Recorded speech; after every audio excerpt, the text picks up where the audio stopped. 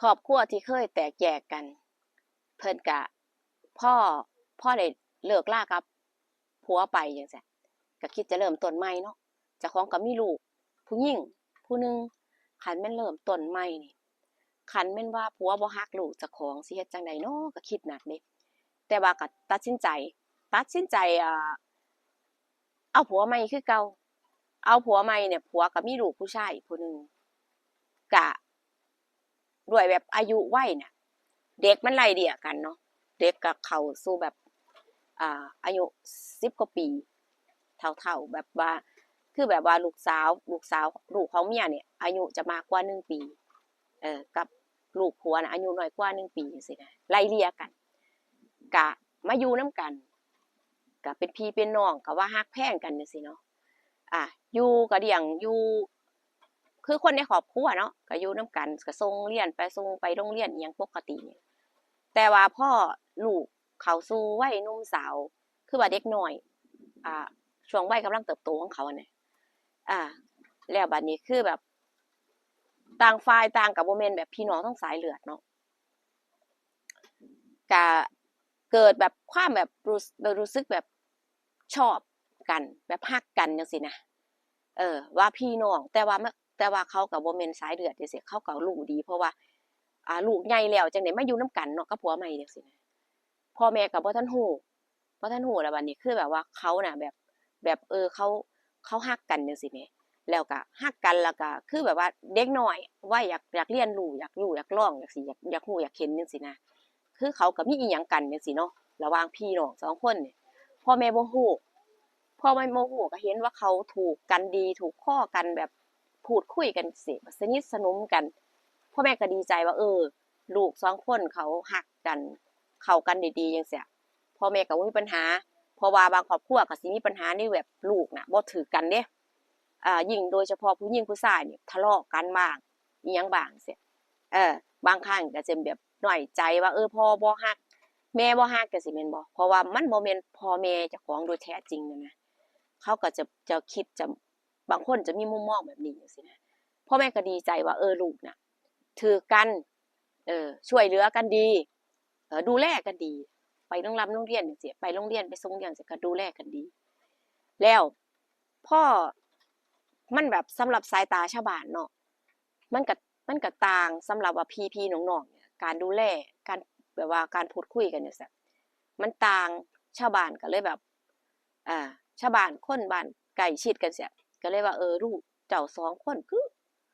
อสนิทสนมเกินพี่น้องคักแท้มันดูแปลกไปจังซี่แหม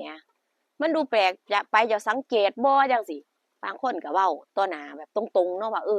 ข้อยเบิ่งแล้วนี่บ่แม่นพี่น้องคือผัวเมียเขาก็ว่าเนาะเว้าตรงๆคนผู้เว้าตรงก็ตรงจังซี่นะทางฝ่ายแม่นี่ก็เบิ่งก็คือจังมันคือคำคนเว้าก็คือคำคนอื่นเขาเว้าก็คือเป็นจริงจังซี่นะ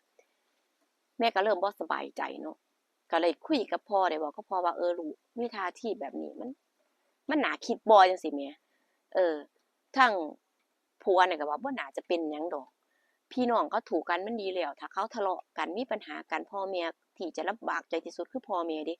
พ่อก็ว่าเนาะด้วยความที่เชื่อใจลูกจังซี่แหมพอนานๆไปลูกสาวนี่เริ่มแบบว่าร่างกายคือแบบว่าร่างกายเพิ่นแปลกไปคือเพิ่นอวบๆขึ้นมีน้ำมีนวลจังซี่แหมร่างกายเพิ่นเนาะแม่ก็ว่าอ้าวนางเจ้าอ้วนบ่เจ้าคือจังข้าวน้ำก็กินบ่หลายเดี๋ยวนี้วัยรุ่นส่วนมากเขาจะดูแลหุ่นเด้คือปล่อยเจ้าของอวบๆอ้วนๆบ่สวยนะแม่ก็บอกเนาะแบบแซวลูกหยอกๆอะนะลูกก็ยิ้มๆอมยิ้มเนาะคือเด็กมันก็บ่ฮู้ดอกว่าเจ้าของอะกำลังท้องจังซี่แหมเพราะว่าก็มีอิหยังกับอ้ายมาตอนใดก็บ่ฮู้เนาะสำหรับพ่อแม่มันก็สิโดนล่ะ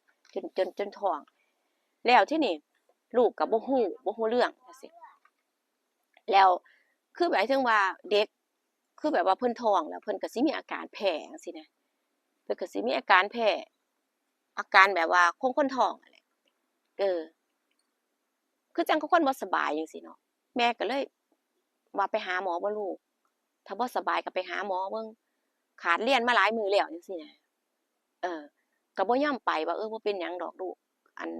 ก็บ่ได้เป็นอิหยังแรงจังซี่นะแล้ววันนี้คือเพิ่นไปโรงเรียนแล้วเพิ่นก็เป็นลม ล้มอยู่โรงเรียนจังซี่แหมครูเขาก็เอาไปโรงบาลเนาะย้านว่าเพิ่นสมองเพิ่นมีปัญหาบ่เพราะว่าเพิ่นล้มลงเด้บ่มีไผรับเด้เพิ่นล้มอยู่ผู้เดียวจังซี่นะเพิ่นหน้ามืดจังซี่บัดครูก็เอาไปหาหมอครูก็ไปหาหมอหมอก็ตรวจก็หยังเนาะหมอก็ตรวจก็หยังเขาก็บ่เขาก็อยากอ่าเขาก็บ่อยากบอกครูเด้เออเขาก็บ่อยากบอกครูบัดทีนี้คือแบบว่ามันก็อ้ำอึ้งๆนั่นน่ะเพราะว่าเพิ่นก็ใส่ชุดนักเรียนไปจังซี่เนาะแล้วบัดนี้ครูก็โทรบอกแม่ตั้งแต่ตอนสิพาไปหาหมอนั่นแหละว่าน้องเพิ่นเป็นลมจังซี่แม่ก็ตามไปโรงบาลเนาะตามไปอ่าไปเบิ่งอาการเพิ่นเป็นจังใดจังซี่นะพอแม่เขาไปฮอดจังซี้หมอเขาก็คุยกับพ่อแม่ว่าน้องอะเพิ่นอาการเพิ่นก็บ่ได้เป็นอิหยังโรคอิหยังที่ว่าน่าเป็นห่วงแต่ว่ามีอยู่อย่างหนึ่งคือเพิ่นน่ะเป็นอาการคนท้องเพิ่นก็เลยแบบว่าร่างกายอ่อนแอร่างกายอ่อนแอเพิ่นเลยเป็นลมซื่อๆดอกจังซี้นะแต่ว่าร่างกายคือแบบว่าอิหยังก็บ่มีแบบว่าน่าเป็นห่วงพ่อแม่ก็ตกใจเนาะลูกเจ้าของเรียนคือท้องได้อิหยังจังซี่นี่แหมตกใจแล้วบัดนี้ก็พากันกลับมาเนาะกลับมาเรือนก็มาสอบถามถามว่าท้องได้จั่งใดท้องกับไผจังซี้นะซึ่งหมอเขาบ่คันได้บอกครูเด้เขาก็บ่ได้บอกเพราะว่าแม่ไปพ้อพอดีพ่อแม่เข้าไปทันพอดีบัดนี้พ่อกับแม่ก็ถามว่าเจ้าท้องกับไผลูกไผเป็นพ่อเด็กต้องให้เขามารับผิดชอบมาแต่งให้มันถูกต้องบอกมาจังซี้นะว่าลูกผู้ใดในบ้านมันเป็นไผจังซี้เนาะส่วนพ่อนี่ก็แบบก็โมโหว่าลูกไปท้องอิหยังกับไผจังซี้นะก็ก้มหน้าก้มตาบ่กล้าบอกแล้วลูกสาวเนาะบ่กล้าบอกว่าท้องกับไผจังซี้แหมฝ่ายลูกชายนั่นก็บ่ทันกลับมาจากโรงเรียนเพราะว่าผู้นี้เป็นลมก็เอาแต่ครูเขาก็เอาแต่คนบ่สบายไปหาหมอเนาะพอลูกชายกลับมาก็ได้ยินพ่อแม่นั่นเว้ากันว่าสิเฮ็ดจั่งใดเพราะว่าลูกบ่บอกว่าท้องกับไผจังซี้แหมแล้วสิเฮ็ดจั่งใดบัดนี้ท้องมันต้องมีคนรับผิดชอบมันก็ต้องหาเอ่อคนเฮ็ดมารับผิดชอบให้ได้จังซี้นะก็เว้ากันพ่อแม่เว้ากันเนาะก็ถามลูกอยู่หั่นล่ะว่าท้องกับไผหยังคือแบบว่าลูกก็ทนฟังพ่อแม่เว้าบ่ไหวจังซี้เนาะทนบ่ไหวก็บอกว่าท้องกับอ้ายท้องกับอ้าย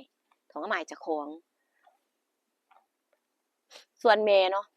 ส่วนแม่นั่นก็เสียใจเพราะว่าหลายคนก็ว่าสังเกตดีๆเด้อระวังเด้อลูกเจ้านี่ข้อยเบิ่งแล้วว่ามันท่าทีนี่คือแบบว่ามันบ่ปกติระหว่างพี่น้องมันดูสนิทสนมกันเกินไปจังซี้เนาะพอมาแบบว่าเชื่อแบบเนี้ยก็สายไปแล้วจังซี้แหมเพราะว่าเด็กน้อยมันบ่แม่นแบบว่าพี่น้องทั้งสายเลือดเนาะมันก็มีโอกาสเป็นไปได้แต่ว่าบางครั้งบางที่พี่น้องสายเลือดเดียวกันน่ะมันก็ยังมีเด้เรื่องราวแบบนี้ก็ยังมีรักกันมักกันอยู่แต่ว่าถ้าเกิดว่าคือจังกับผู้เฒ่าตามบ้านนอกเฮานี่เพิ่นก็สิคิดว่าเพิ่นก็สิมองว่าพี่น้องสายเลือดเดียวกันน่ะเนาะมันเอากันบ่ได้แม่นเอาได้ก็คันสิมีลูกมีหยังก็สิคล้ายแบบคือจังกับเพราะว่าเลือดสายเลือดเดียวกันเนาะลูกก็สิบ่แข็งแรงมีร่างกายที่แบบว่าบ่ปกติคือคนอื่นจังซี่นะก็สิประมาณนี้ผู้ก็บ่ฮู้ดอกว่ามันจริงบ่แต่ว่าเพิ่นก็ว่าจังซี่เดะผู้เฒ่าเพิ่นว่าพี่น้องเอากันมันบ่ถูกต้องเพิ่นว่าจังซี่เนาะแต่ว่าสำหรับลูกเราเนี่ยมันเป็นลูกเลี้ยงเด้ผู้หนึ่งลูกติดเมียผู้ชายนั่นลูกติดผัวจังซี่ก็สมองไปก็คือว่าก็คือเอากันได้จังซี่นะคันพ่อแม่อนุญาตจังซี่เนาะแต่ว่าบ่อนุญาตก็บ่ได้เพราะว่าลูกก็ท้องว่าเด็กในท้องมันก็ต้องมีพ่อแม่นบ่เออพ่อฮู้ว่าลูกเจ้าของท้องจั่งซี้เรียนมันก็บ่ไปเพราะว่ามันอายเนาะเด็กน้อยมันก็อายจังซี่เนาะพ่อแม่ว่าเฮ็ดจั่งใดบาดนี้คนในบ้านเจ้าของถ้าเมื่อมันเกิดเรื่องแบบนี้มันก็ต้องให้เขาอยู่นำกันจังซี้นะมันก็ต้องให้เอากันเนาะเพราะว่ามันมีลูกแล้วจังซี้แหมก็แก้ปัญหาบ่ได้จังซี้เนาะพ่อนี่ก็ต้องยอมก็เลยยอมให้ลูกอยู่กันแบบผัวเมียจังซี่อยู่กันแบบผัวเมียรับผิดชอบไปเพราะว่าเจ้าของเป็นคนเฮ็ดเป็นคนสร้างปัญหาขึ้นก็ต้องรับผิดชอบจังซี่เนาะส่วนตัวผัวนั่นพ่อว่าให้ไปเรียนให้มันจบ เรียนให้มันจบเพราะว่าจะได้มีงานมีการทำแล้วจะได้มีอาชีพแบบว่าเลี้ยงลูกเจ้าของได้จังซี่แหมเออแต่ว่าเมียนั่นก็คือว่ามันบ่ไปแบบว่าลูกผู้หญิงน่ะว่าบ่ไปอายเพื่อนนักเรียนว่าบ่ไปเรียนต่อเพราะว่าท้องมันก็แบบว่ามันก็ใหญ่ขึ้นเรื่อยเนาะถ้าบ่ไปเรียนนั่นนะแต่ว่าก็คือเด็กมันก็บ่แม่นว่าสิทันได้อันนั้นเนาะตาม่อต้นก็บ่ทันได้สิว่าสิจบจังซี้นะพ่อนั่นก็เลยว่าให้ลูกชายเนี่ยไปเรียนต่อให้เรียนให้จบอายก็ต้องอดเอาเพราะตัวเป็นลูกผู้ชายจังซี่นะพ่อก็คือบ่ให้ออกจากโรงเรียนแต่ว่าลูกผู้หญิงน่ะบ่ได้เรียนต่อเพราะว่าเพิ่นบ่ไปจังซี้ไอ้ชาวบ้านก็ว่านั่นแล้วเลี้ยงลูกปล่อยกันได้ปล่อยให้เป็นอิสระให้เขาอยู่กันลำพังคือพี่น้องเนาะพ่อแม่ก็สิคิดจั่งใดแม่นบ่ก็สิคิดจั่งใดก็คนครอบครัวเดียวกันจังซี้มันก็ต้องปล่อยเฮาสิไปกั้นอยู่ตลอดเวลาเพื่อว่าเฮาต้องทำงานปากท้องต้องเลี้ยงต้องหาสู่กันกินนี่มันบ่แม่นว่าสิมีเวลานั่งเฝ้าเนาะก็แม่นความเราอยู่เราเว้าแบบนี้ก็แม่นความเราว่าไผสิมีเวลาไปนั่งเฝ้าอยู่หันสิเฝ้าแต่ลูกสิได้กินซั้นบ่เฮาก็ต้องพ่อแม่เฮาก็ต้องรับผิดชอบต้องทำงานมาหากินเลี้ยงลูกก็ในเมื่อมันไฟมันอันนั้นจังใดก็ให้มันเอากันเราว่าเนาะเออ แต่ว่าเขาก็อยู่นำกันจนอยู่นำกันเลี้ยงลูกจนใหญ่เดะล่ะก็บ่ถิ้มกันไปไสแต่ลูกชายเราก็ผลักดันให้เรียนให้จบเพื่อมันจะได้หางานหาการทำง่ายๆก็แม่นของเราอยู่พอถ้าเรียนจบบ่ถึงขนาดว่าจบสูงแต่ว่าก็ได้วุฒิมาไปสมัครงานมันก็ง่ายขึ้นเนาะเออเพราะว่าเจ้าต้องมีงานมีอาชีพเพื่อจะเลี้ยงลูกเจ้าของเดะเพราะว่าลูกเจ้ามันก็ใหญ่แม่นบ่มันก็ต้องออกมาเจ้าก็ต้องมีค่าใช้จ่ายมากมายแม่นบ่ล่ะเออเจ้าต้องวางแผนอนาคตจังซี่นะก็ถือของพ่อแม่ที่ว่าผลักดันให้เฮ็ดให้เรียนต่อถึงว่าบ่อยากเรียนก็ต้องเรียนเพราะว่าถ้าเป็นผู้ชายต้องรับผิดชอบเลาก็ว่าเนาะพยายามผลักดันเพิ่นนั่นนะโอ้อนาคตแม่นบ่แต่ว่าก็บ่ได้บ่แย่อันเท่ากับพี่น้องสายเลือดเดียวกันเอากันดอกถ้าถามว่ามีบ่มีแต่ว่าพี่น้องสายเลือดเอาเดียวกันนี่คือคนใกล้ตัวของผู้เลยแหละอ่าแต่ว่าเรื่องนี้มันสิยาวเกินไปเอาเป็นเรื่องหน้าสิเล่าให้ฟังเรื่องนี้ก็จบด้วยการที่ว่าพ่อแม่ให้ให้รับผิดชอบไปในสิ่งที่เจ้าของเฮ็ดก็ประมาณนี้เนาะค่ะขอบคุณทุกการรับชมไผที่ได้รับฟังแล้วมีความคิดเห็นจังไดก็คอมเมนต์มาพูดคุยกันได้นะคะอากาศดีพี่น้องจ้ะอากาศแบบลมเย็นๆสบายๆนะคะขอบคุณทุกการรับชมนะคะขอบคุณกำลังใจจาก FC ทุกท่านที่ให้กำลังใจผู้เสมอนะคะเจอกันคลิปหน้าค่ะดูว่าคลิปหน้าผู้สิมีเรื่องเล่าหยังมาเล่าสู่ฟังสวัสดีค่ะ